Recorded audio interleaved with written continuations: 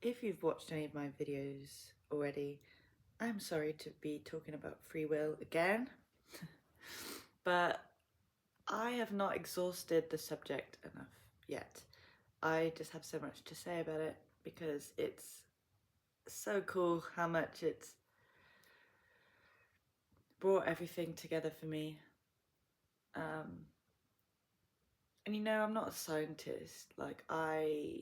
I'm not looking at people's brain scans, and I've not done my own research. Well, I have in my life, but not on the brain. I don't know for 100% definite. However, it does make so much sense to me that we don't have free will, and not believing in free will has completely aligned a lot of very grounding, beautiful perspectives for me. And one of them is how we are completely nature. We're not separate of nature. We are not,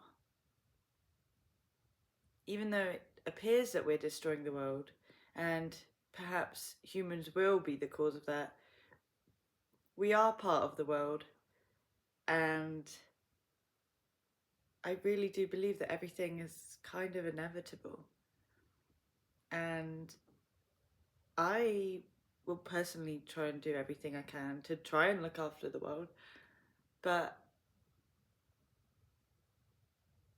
it's like everything that happens has happened and will happen. It feels inevitable to me now. And to release a lot of that stress and pressure and then just do your best. That's all we can do, really, isn't it? We can just only do our best. But yeah, I see us as so much more natural than I've ever done. I know and knew that we are part of nature. We're not separate. But when you take away free will and you realize that everything is a natural reaction to something that happened before.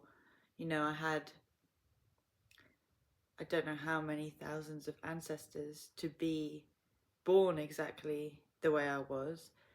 And, with my parents in a certain culture, in a certain place in the world, um, brought up eating certain foods, going to a certain school, and that's kind of looking at it from a more broad perspective. But when you learn about the science behind neuroscience, about free will, it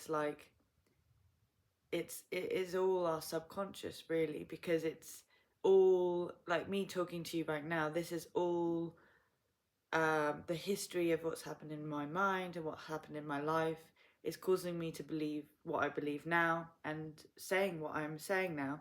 It's not a random singular event that can happen without all of the history of my life and all the lives that came before me and the Earth's life and the universe's life. It's all deeply connected, and it can't be unconnected, because I would have completely different thoughts, completely different research I would have done, completely different mindset, completely different person if anything had changed in a way. And so then the idea of it as being really a person is kind of, you understand it more as a real,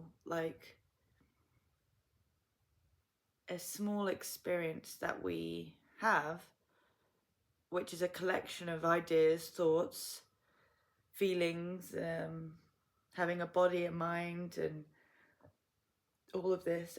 And in some ways, I'm quite unsure about a lot of spiritual perspectives, even though I do believe them. But it's like it now just feels more like the universe works through many different ways, but it all feels inevitable now.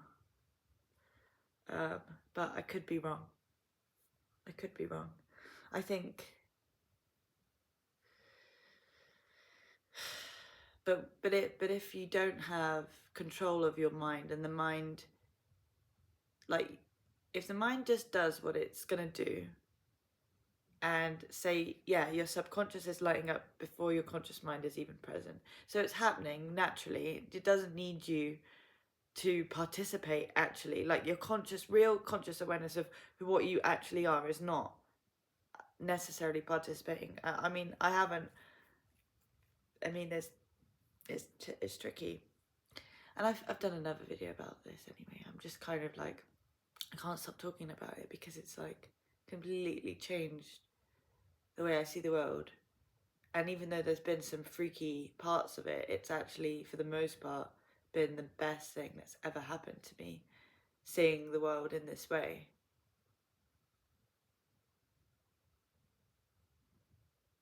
But yeah, I don't know where I was going with it.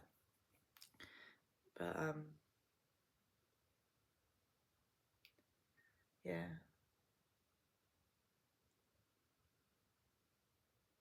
Yeah. It's can be an identity crisis for sure. But then it's so beautiful because you realize that you are the sum of so many things that happened. And that was obvious in a sense. Like, it was I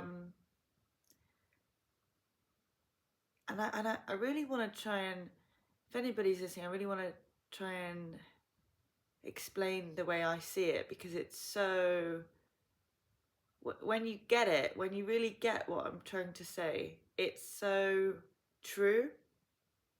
Because, like, we really think that on a personal level we are, very separate from the universe. It's easy for you to feel like that because you want to be a separate entity that is immortal. Basically, the mind, it kind of is like, this person is not going to die, Eloise is not going to die, it's not going to leave, because that's a really scary thought. But when you see the bigger picture, it's like, that person, that identity isn't even really real, or it is real. You could say it is real, but it's not at all separate from your environment and the universe. Like, it's a complete product of the universe. You are a complete product of the universe. And, like, really believing that on a heartfelt level is a lovely thing to remember, because it is actually true. You are a complete part of the universe, exactly as you are, however you are. It's completely natural. And it's not to say that we shouldn't encourage or discourage behaviors or things that we in our human minds would perceive as right and wrong naturally. And we should continue to be like, oh, that's not great, let's do something about that. You know, people being abusive verbally, physically, like sexually, whatever that, or like stuff with politics, it doesn't mean don't stand up for what you believe in, but it's like realizing that we are all completely natural. Nobody is a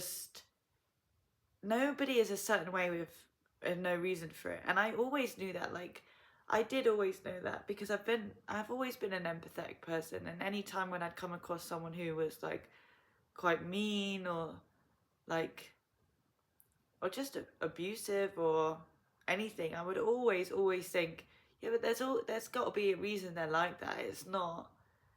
And that's why I never believed in evil. I don't, because believing in evil would mean that you believe that someone is kind of like completely choosing on their own terms to participate in something really horrific with no influence of anything. But no, that's never been the case, because, for someone to commit something that is evil, if you were to look at their brain and their mind and their history and their hormones, they'd probably have hormonal imbalances, trauma. They might have like a personality disorder. They could have like such a variety of reasons for why that came to be. And so if you had all those things, who says that you wouldn't commit a crime like that was perceived as evil? And I always kind of knew that it was like, yeah, I don't know, I just, although I didn't like awful things happening to people, I could understand in a sense why it happened. And I know that sounds very controversial, but it's accepting and understanding that bad things happened and still trying to do things to help them not happening is not a bad place to be. Because the other side of it is really not accepting that it happens, really being angry, really being sad about it, which is fine. You can be angry, you can be sad. But that place of not acceptance, is that not only going to eat you away? I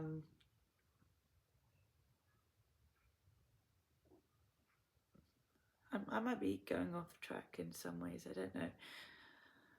But like I've said already, I'm not saying I condone violence. I'm just saying that it's all part of this yin and yang universe. It really is. Like, it just, stuff is always happening. The world is a chaotic place, but that is a reflection of the universe being a chaotic place. Because we, in our world, are a part of the universe.